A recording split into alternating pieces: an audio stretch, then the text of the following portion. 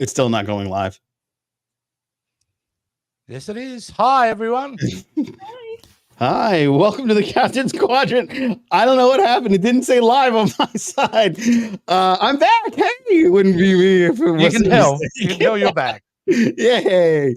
How is everything going? As you saw last week, I had a surgery with one of the conspiracy bugs that was removed. I'm back. I'm glad to be in the midst with my good buddy, VHS Jace. How are you, sir? Good. Yeah, good to be back here. And glad to see that you're feeling better and back on the mend and stuffing up the intro. Good work, mate. Yeah, glad to have you back. That up bad. I was like, oh, we're not live. And I was like, what do I do? Do I tell him? Do I push the button? I don't know. Because you can't hear me. Anyway, and we have a very special guest this week. We are sans Jason because he's doing a very amazing performance over at Fucking Town in Texas. We are joined by the amazing cosplayer and wonderful person on the planet Earth, Miss Ellie. How are you, Ellie? Hi. Welcome to the Captains Quadrant. Hi, welcome. Thank you for warm welcome. Yeah, I'm great. Thank you. Excellent. We are gonna go right into synopsis. All right, so we have no Jason, so I will have to read this, and I wore my glasses today just for this moment. Synopsis. With Maul and Locke in custody, the Federation is pulled into a diplomatic and ethical firestorm when the Breen demand that they be handed over. Meanwhile, Book looked for ways to help as Tilly and Nadira and Reno worked to decipher the latest clue. Ooh. Yeah, this is a fun one. So let's hop into First Contact.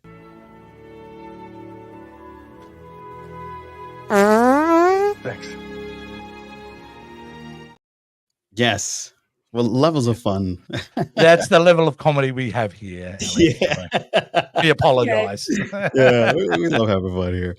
Well, let's start with our guest. What was your feelings about this episode? Give us your highlights and lowlights. Yeah, I absolutely love it. Since day one, I started watching Discovery. I love the growth of the characters, and especially Michael and Tilly. And yeah, this is amazing episode. And again, they are showing the friendship between Tilly, Stamens, and all the bridge crew and stuff. So I absolutely love it. Absolutely. Jace? Look, yeah, it was a good episode. It was a fun episode in the sense that I like good political storylines, and we got to see my favorite Vulcan mature woman. She is sexy. I'm sorry, but she even became even more sexy this episode because the way she handled the Breen, it was great. She was 2 steps ahead at every critical moment there, and it was wonderful. I was surprised, obviously, with the death of Mole, and that was kind of a surprise, and the tension that brought because the Breen had to get involved then, and look, it had a lot going for it. And we got a great scene with Jet Reno, who I just adore so much. She's the absolute best. I want to show with her. Give her a ship, make her a captain because she'd be wonderful. Tilly, I'm definitely not going to throw shade on Tilly, but I'm going to throw shade on the writers because you made her stay on the Discovery. We didn't get to see enough of her. Like, it was so brief. Yeah. You know what I mean? However, I did like her. Like, the doctor comes and says, look, you got to stay. Sorry, the engineer comes and goes, you got to stay. And it gives this horrible, like, I think it's the worst speech he's ever given, trying to convince her why she's got to stay. And I just felt like Tilly knew that he was giving a bad speech and went, yeah, of course I'm going to stay. Because he was going, oh, but what if, like, it was just, I thought, a very awkward kind of interaction, but I liked how Tilly kind of handled that one. Of course, she'd be part of it. So, but they are definitely leading for her to be a big part of that next series, aren't they? Because that every time she is on camera now, she's referencing Starfleet Academy. So it's absolutely leading to that, I think, for sure. Yeah, look, overall, it's a pretty fun episode. It's moving along. I mean, we've only got 3 episodes left now after this. So, they're getting to it.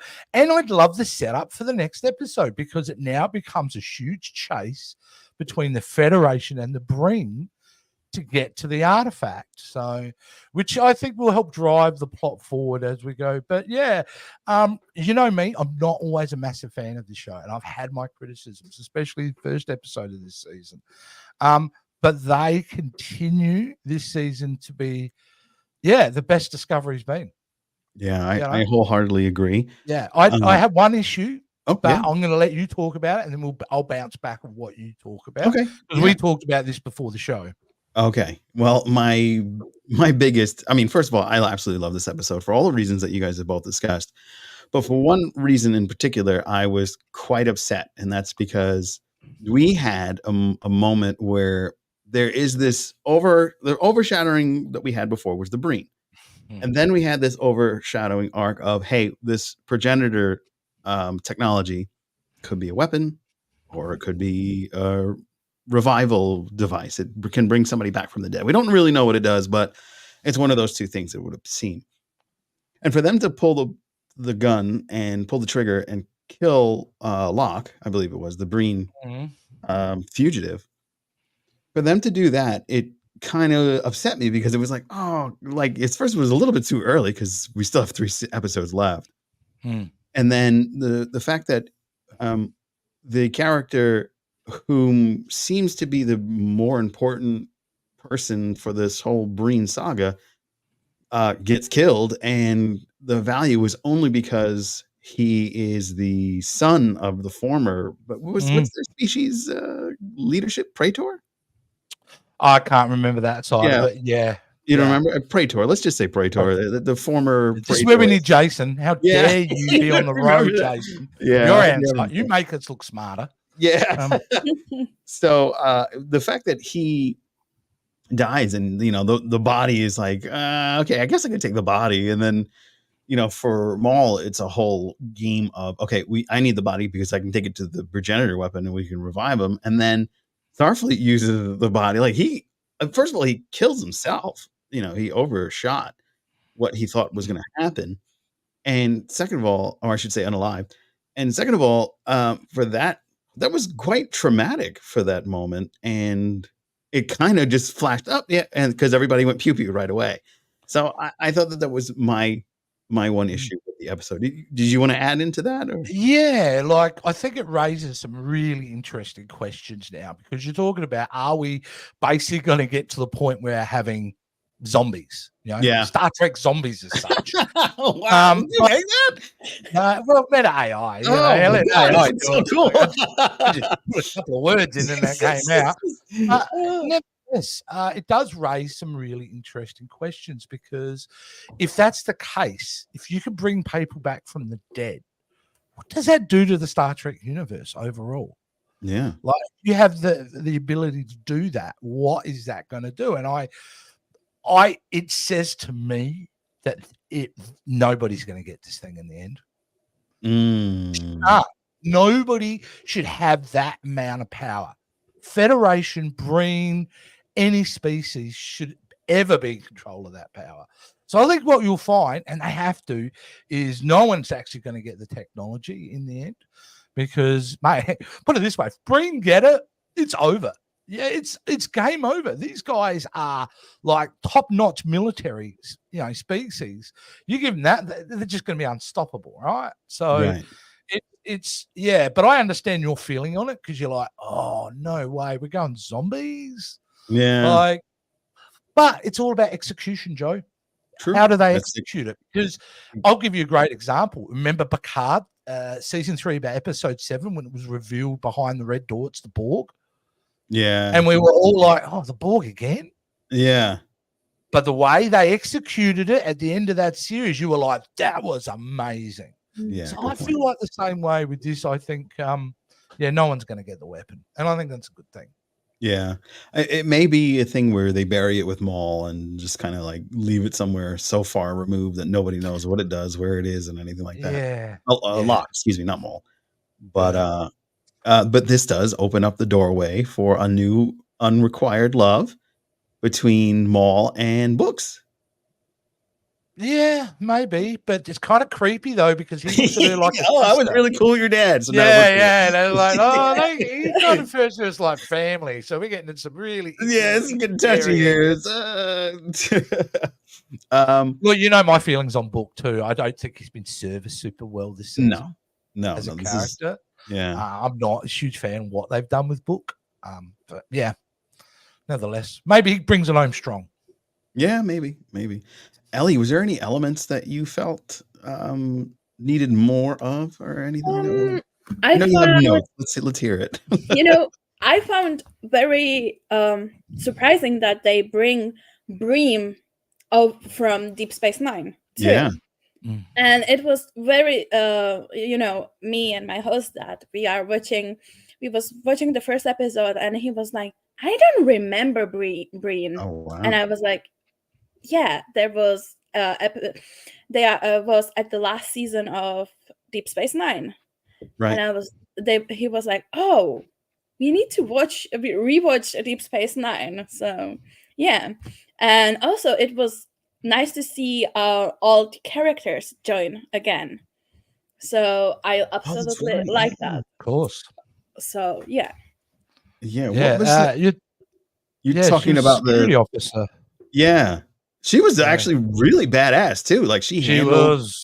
Yeah. Yeah. I feel like she would have thrown them all out. Like, yeah. Burnham continues to be rock solid too. Oh yeah, what a turnaround! I had real problems with Burnham early on in the show, and certainly had problems with a couple episodes last season. But wow, this season she's a fully formed Starfleet captain. Yes, and you are. I she's believe great. You are not only one. The stuff that I'm reading on Twitter or X or whatever it's calling. Yeah, we could still call it Twitter in this house. Okay, yeah. So I, tweet that I will be sad seeing her don't develop as a captain more, because she was captain just 2 seasons, right? And that's not saying too much, And you know what? I would love to see her in one of the Star Trek future stuff. So, yeah, I mean, I think she thought they were going to 7 seasons. Yeah, and I think we're all still shocked at that, because it's kind of like, yes, the last 3 seasons with Burnham would have been fire. Yes, Mm-hmm. And it's part of a story arc, correct? She starts as a very troubled individual. And she goes through this journey where she has to face her own demons and kind of, work her way up. And I mean, I had issues with her early on, and maybe that's by design. Maybe that's what they wanted you to feel. It's like, how are we supposed to root for her? She's angry, she's aggressive, she's petulant, she's all these things. But I'm being turned around this season. Now I see this fully formed captain who is like really, really great. I want to see they do more of that with Adira, though. I want to see a lot more Adira in the last 3 episodes. Yeah. My favorite scene with her this season was last week when Raina has brought her up to the bridge, and seeing Adira grow confidence, because that's her biggest weakness, is her own self-doubt. And seeing Raynor be a mentor, I love that mix of old military guard, being able to actually help her out, help her bring her out of her shell, and give her the confidence that she needs. Right. Another fascinating piece was seeing that Breen ship just boom, the Dreadnought. Yes, the Dreadnought. I was like, whoa, did that give you you're a Star Wars fan. Hey, the truth be told, I think we're okay to say that on the air, right? Jace, the only tattoo I've got is my Star Wars, but you can say it somewhere there. Yeah. There you go. So somewhere. Yeah. Did you get the feeling when that Dreadnought came out of warp that was like the Superstar Destroyer? Like it was. It gave that vibe. It did, really right? Intimidating. And they framed it so well, Joe, because you get to see the base. You can see a couple of ships next to it, and you see this giant dreadnought just come out, and you go, it's dwarfed. Like, do you know their star base is a flea compared to this? Yeah, I was shocked, and big shout out. I love their tech too. Nothing they could do. No, all those ships. and the Starfleet headquarters wouldn't touch them. The Marine would wipe them. It's like, oh my God, they're a very big threat. So that made me very happy. And big shout out to the writers and the team at Discovery for another nod to the recently passed Kenneth Mitchell. Yeah. And the USS Mitchell was involved in a lot of the moments in this episode, which is a big ship compared to the Discovery. I would say it's probably twice the size of the Discovery. But they just all look tiny compared to that right. So that was incredible. One final word on this. I really think that this is a strong episode, and the fact that Reno's character played an integral, a very intricate part in this whole saga. The thing that she did was collect books, or when she was in the 900 years prior, she collected books. Was that because that was the only thing I wanted. Well, it was part of many things she's done in that last 900 years, right? She was a smuggler for a while and things like that. But I think that's the case. What you're saying is the case, but I'm sure in the comments they'll let us know if we're wrong. Yeah, I'm sure they'll hop in there and tell us. I just want to point that out. If you pay attention to the, where they are, like, who is playing that, and you can see that one of the producers is actually Sonequa, which I found very interesting. That one of them, the producers, is actually actor that is playing there. So I just want to point that out. Yeah, that's a great. It's pretty cool. It actually reminds me of an old famous executive used to say, in the first season, the actor works for you. You're the boss. The second season, you become equal partners. And in the third season, they become your boss. And it's kind of true, because by then they have such a hold on their characters. They know exactly the ins and outs and everything. So absolutely, they should have a key role in how that character develops forward. And I bet you, Ellie, that one of the main reasons she's so great at the moment would have been Sonequa's input. I think Sonequa's gone, like, we need to get her to this point. I want to see her fully formed, and it's a great choice. It makes you wonder. I wonder if she's as she's rising up the ranks as a producer, is she also rising up the ranks in the Paramount company? I don't know, but we could go in a whole half an hour what's happening at Paramount at the moment, and the backstories on that. We won't. We'll just let that play itself out. Are we ready to fire at will? Fire at will. Fire at will.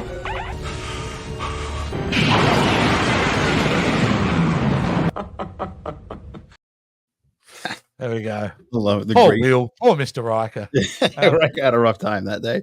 Hey, I've got a thing to throw in fire at will, because it occurred to me, and I know you're not going to be happy with this show, but it occurred to me when I was watching this week's episode. I don't think the Discovery is going to survive the season. No, don't say that. No, the ship's. You know why I thought about that, and you know why I come to that, and I hope I'm wrong. I have a very famous record of being wrong, so you can at least feel safe in that. But however, they don't want to get involved in the spore technology. They did that a few episodes, right? And they're like, Federation's not really interested in developing that forward. So what do you do with the ship at the end? How do you give a rousing finale to a show? By sacrificing the ship, don't you? Oh. Therefore, forcing all the people on the bridge to go to their different roles. Oh, that's a really good thought. That's what I'd come up with. I hope I'm wrong. Oh. But I just don't know that ship survives the show, because it's such a unique ship. It is. It's not even known anymore. I mean, they don't talk about it. Right. It's from 800 years ago. They've kind of wiped their knowledge of this ship. Right. So it's interesting, because I think they have to do it too, because if you start moving into Starfleet Academy and any other shows that are maybe potentially set in that era, everyone's going to go, where's Discovery? Where's this character? Where's that character? And I think if they want to avoid that, they're going to blow up the ship. Oh. I hope I'm wrong. Please be wrong. Go ahead, Ellie. Or I was thinking about it. Maybe they can come back to the I don't know which century. 23rd, I think. Yeah. Who knows? Maybe. Well, we do know if they do go back, before it'd be an immediate, no, they can't because of the timeline and all that. But they've proven that this new world, like in Star Trek, Strange New Worlds, they're already changing continuity. This is a different timeline in my mind. So why not? You could bring them back. And if you did do that, that gives you a really positive end to the show. Yes.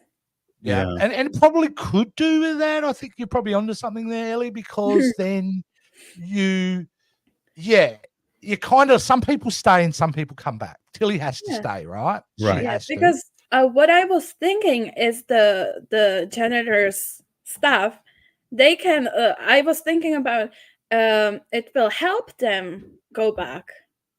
Because yes, you never know if is it a weapon? Is it a like time travel stuff? You never know, you know. Do you think maybe in that case, I reckon they would just send Michael back. Can you imagine if they just send her back? Oh, yeah, and then she re-engaged to, I mean, like she could be also a core part of how, because there's a big technological jump from the TOS era. And her knowledge of technology, maybe when she comes back, she's a key part of helping the Federation expand their oh, that's a great point. It's like a Section 31 type of person. Or maybe, she's come back, or she works for them. Yeah. She goes back and gets recruited. Yeah. And that way you can actually, maybe she appears in the movie. You never know. Yeah, I was going to say, it could be a great bridge between, oh boy, I wish I was reading one of the comments, between the, a great bridge between the new movie that's coming out, the Section 31 movie, and the upcoming Starfleet Academy. That would be a really nice bow to tie everything together. So I think that would be really fantastic. That's very cool. Yeah. The other thing, other thing that could happen, especially after seeing Picard season 3, was you could have the ship go into the Space Museum, because they probably have an updated one, especially, you know, it can be rolled up along with the old ISS Enterprise, just, you know, docked. There you go. Yeah. You know? Well, maybe. I mean, maybe, but then why aren't the Federation then delving into the spore technology then? Yeah. Because it's really around that. It's that technology. It's the fact that why isn't it being used in any other ship? Yeah, because you don't in any other version of Star Trek. So you've kind of got to either start going, moving forward, a lot of ships are going to start to use the spore tech, or you just bury it. Yeah. So it doesn't. Or you can take it and put it on another ship. If that's could do that. That'd be cool. Discovery B or Discovery A. Sure. Yeah, upgrade it significantly. I've really come to really appreciate the design of that ship a lot. Yeah. Oh yeah. Yeah. One of my favorite artists is oh my god, it's Ralph McQuarrie, who's obviously designed all the Star Wars, did all the initial designs for that, and did this. And this ship is based off of a design he did for a movie they never made called Battle of the Titans. Remember that, Joe? That you heard that story? In the 70s, they developed a script called Battle of the Titans. It didn't kind of work out, but that was a lot of the design, the shape of this, like his version of what Enterprise was going to be. They adapted that for Discovery, and I like how angular it is. You know? Right. And I like the cutout of the saucer section. Yeah, the donut. The flying donut. Yeah, it makes it practical for when it jumps, because it goes that flip. Right. But it also looks cool because it's like, oh, why don't I have a missing section of the, you know? So what's really cool about it is it's only that center module that stays still, isn't it? Right. Because the whole ship flips around. Yeah. It spins around really, really quick, and then yeah. So I'm very, very excited. So do we hop into the comments now? Yeah. Let's get into the chat.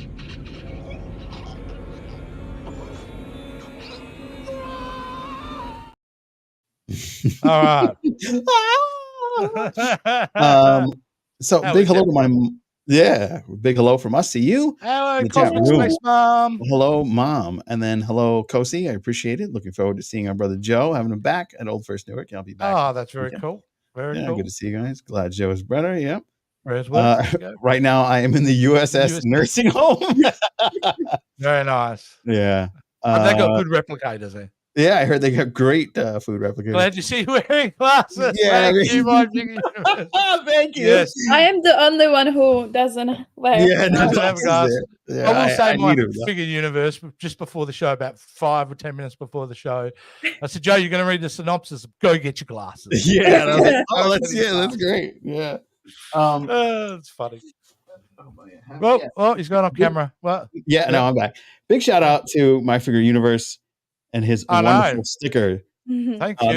This is Jace. I have a pile of collectibles for Jace, including T-shirts and badges and things. So that goes into his pile. I look forward to it.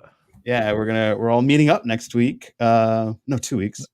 3 weeks, dude. 3 weeks. Oh, okay. Time is moving differently. Your whole time and space thing is. Yeah, once you have an operation, things change a little bit. Hi. Hi, Harry from Cosmic Space Mom. All right, My Figure Universe.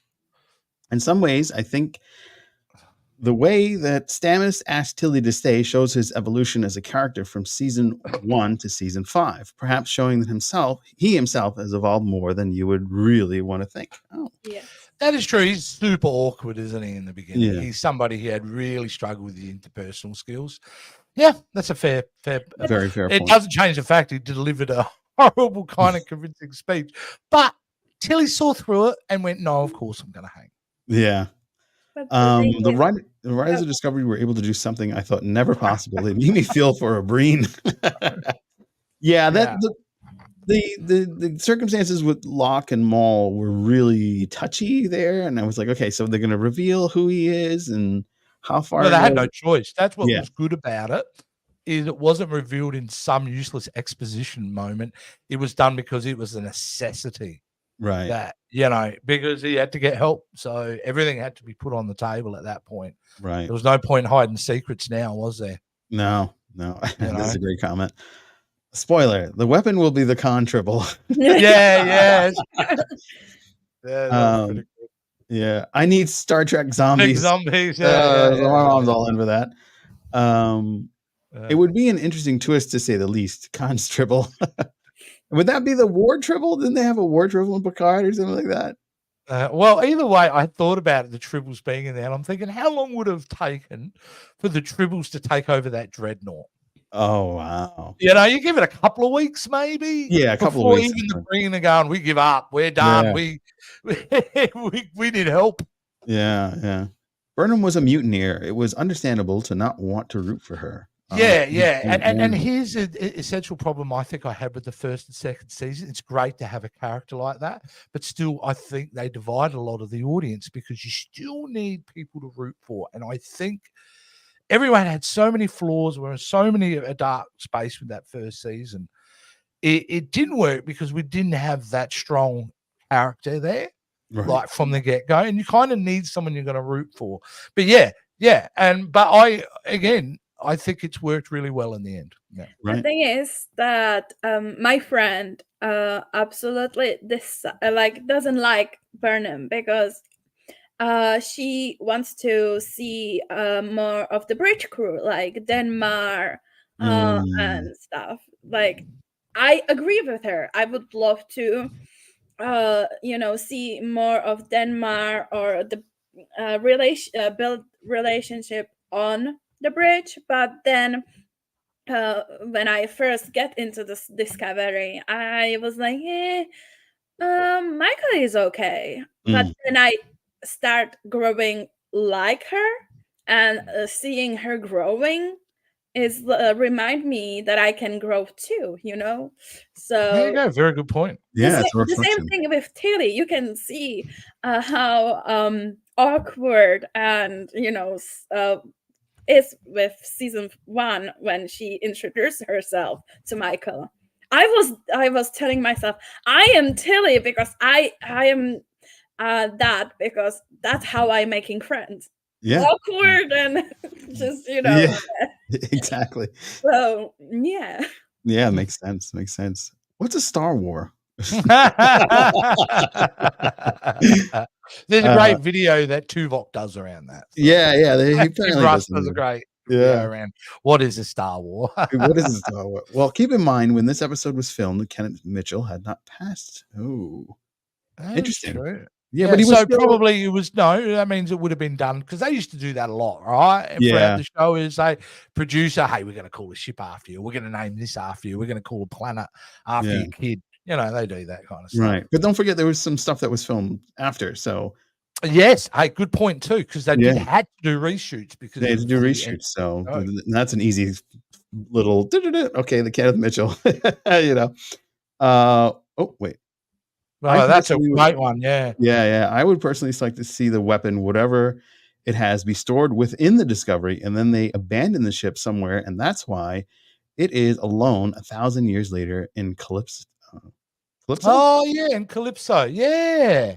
Calypso. Yeah, so this is why we need Jason here too. Because Jason will have to explain it. I'll text him later. No. He's got a great point. That's what you have to do. And yes, maybe you don't crash the ship because we've seen enough Enterprises blow up over the years. But yeah, it can't be in service by the end of the season. Right. That's a great point. Yeah. Yeah. Worst case scenario, the weapon is the Borg. No, it wouldn't surprise me. Yeah. That would be wild. Curtain Borg, I think. No, never. Discovery they never met with Borg. No, they only meet the Borg. It's only kind of, remember, it's first mentioned in season 1, which I found out recently. Not by name, but they start talking about that blowing away outposts, and then season 2. Yep.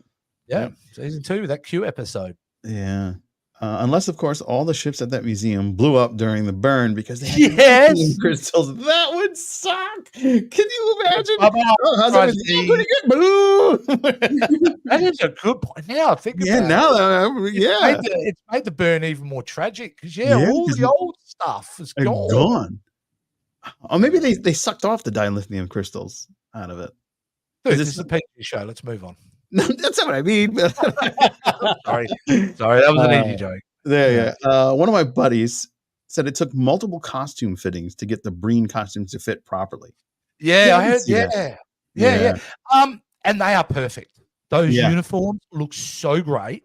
They are so kind of, I love them. I mean, if you see the Breen from DS9 and then you see the Breen now. Mm-hmm.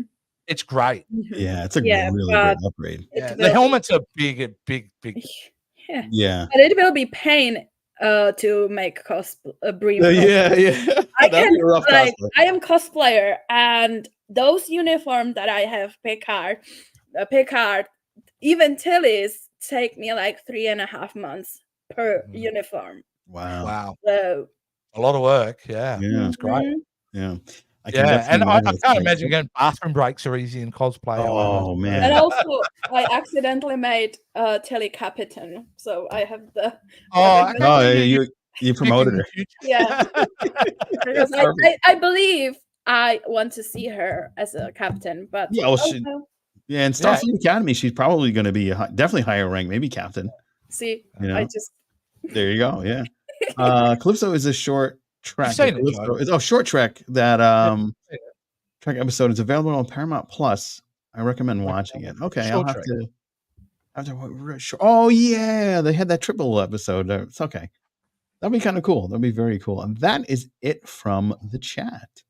Well, we got some news to talk about, haven't we? Yeah, we got big news, guys.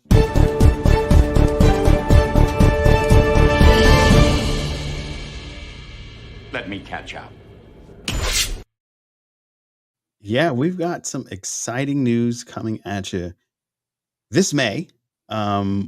We've got, of course, we'll be at Trek Long Island. All three of us are meeting in person for the first time ever. We're going to be hanging out with the amazing actors of Star Trek, the amazing writers of Star Trek and Star Trek book series, artists, and of course, stunt doubles. We've got a Klingon pop warrior singer, and all of our wonderful podcast friends. We're all going to be together in Trek Long Island, but that's not where this news ends. We've got an update. Yep. Just as recently as last week, Captains Quadrant, we will be having a Section 31.5, a briefing with Neelix himself on Saturday, June 1st, 2 p.m. The Captains Quadrant squad will be sitting down live on stage with the amazing actor from Star Trek Voyager, Neelix himself, Ethan Phillips. I can't wait. I am so excited. Me too. Me too. You know what? Ethan Phillips has, as an actor, been in my life a long time because he used to be in a show that I used to love as a kid called Benson, and he's popped up in some of the most amazing Hollywood films over the years. And of course, 7 years of Neelix. Can't wait to be able to get to meet him and have a chat to him on stage. It's going to be fun. It's going to be so much fun. And I think it's the three of us sitting together in person on stage. Yeah. This is We're gonna incredible. you're gonna have amazing. You're going to have to, play it cool. Play it cool. Hey, yeah, I'm Joe. Nice to I'm meet you. nerding out on him. Oh my God, it's Yeah. Believe me, we'll be cool. I've been there. Yeah. You'll never be. You'll never be cool. You'll never No, be cool. like on the inside, you will freak out, Oh. but on the outside, you need to keep it cool. Yeah. I've been there. From experience. Yes. But that is not where this ends. Trek Long Island has given us a second shot at the stage. We will be doing a live Agony booth for the first time in person. The three of us will be doing an Agony booth. And that's not just any type of Agony booth. We're talking about Conspiracy, one of the horror Trek episodes of season 1 of TNG, live on stage Sunday, June 2nd at 2 p.m. And the news continues because there's even more exciting expectations of that. The captain herself will be joining us on the stage. Ursula Bryant will be sitting with us to go over this favorite episode of the Captains Quadrant, a horror episode. So it's a little bit of agony because some people get squeamish about the bugs. And apparently I just had one removed. So you did. Yeah, I did. Before you go, just a really quick thing. If you notice, and I'm going to give you a big shout out, we have been planting the seeds. Jason, this guy, this way, has been planting the seeds. Oh, this will work some way. Yeah. Has been planting the seeds about this because we've known for a little bit about that one. We were shocked about the other one. We're very excited. But we've been planting little seeds. If you are listening to the podcast version, we appreciate you. Please give us a rating, 5 stars, please. But he has updated our logo with the butt bug on. The conspiracy bug. The bugs and conspiracy. Yeah, the spirit conspiracy bug has been in our logo for quite some time. And I thought that was just a spectacular little. Well, when we first knew that's what we wanted to do, we'd known about this was the episode we wanted to talk about for months now.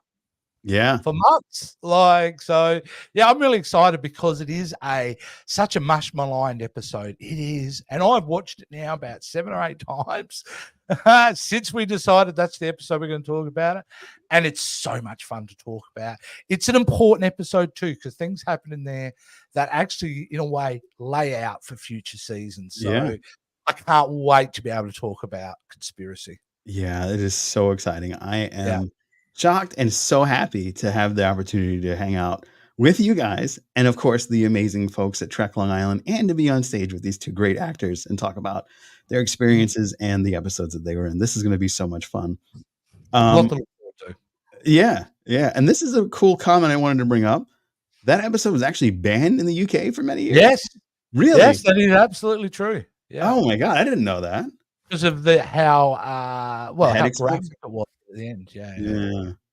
Because it was graphic. It wasn't just a head exploding. It's the fact you have a disemboweled guy with the Queen coming out and that was pretty wild. It out you can see the open chest cavity. It's pretty horrific, but it's still done in such a not in a wink way. No. Yeah. There's a question here. Will there be any live streams or recording of these interviews posted for your channel? Yes, these are going to be on the channel probably within that week for sure. Yeah. Don't worry, I'll be whipping Joe into edit that thing, get it out, whip it.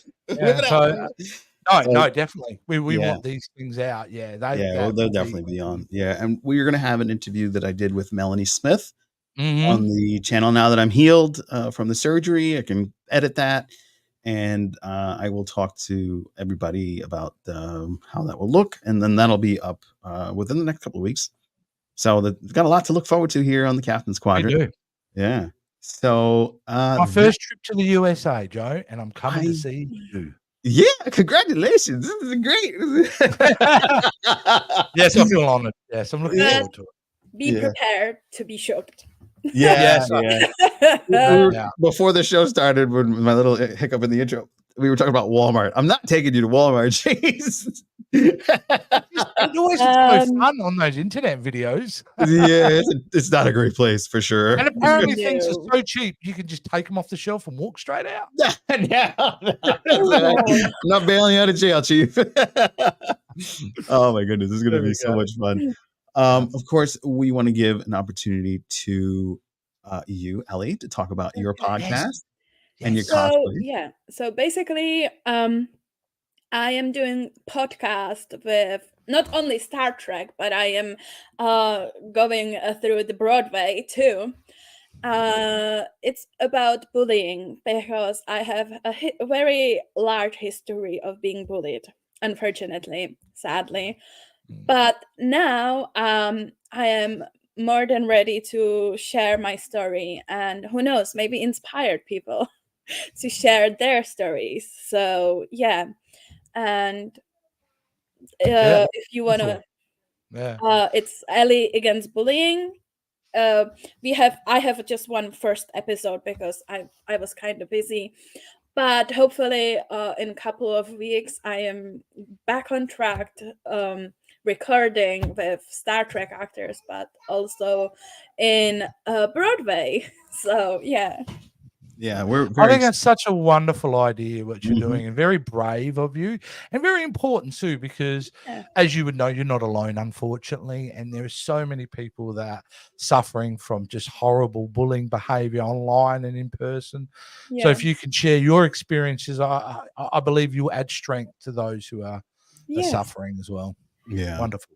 Basically, I'm, as you notice, I'm plus size cosplayer, and I am getting nasty comments about my appearance as a plus size person Yep. because people attack me that I'm cosplaying characters that they are not even plus size. But I was like, you know what? I am comfortable in my body. I am happy how it's look, and I am happy to, promote the Star Trek. And in my opinion, people who just bullied plus size cosplayers in general, they don't get a story of Star Trek. Like, yeah, Right. It's about inclusivity. yes. Exactly right. No, it's Yeah. fantastic work you're doing there. Yeah. Thank Thank you. you so Yeah. much.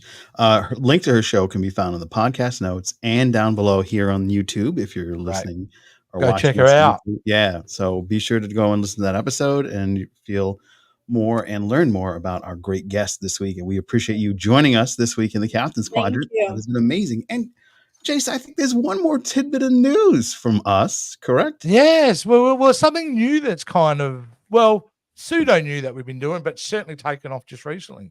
Yes, and that is the Discord. Thanks to our friend Joe Admiral Funniest Frontier. Huge shout out to that man. Yes, Thank you so yes. much, Joe. Yeah, Joe, man, you're the best. That's why you're called the Admiral. Yeah. Admiral is actually the Admiral of our Discord, and you can join the Captain's Quadrant on the Discord server. The invite is there for B2BVNGN. The link will be below, guys. Yeah, link will be below and in the podcast notes as well. Okay.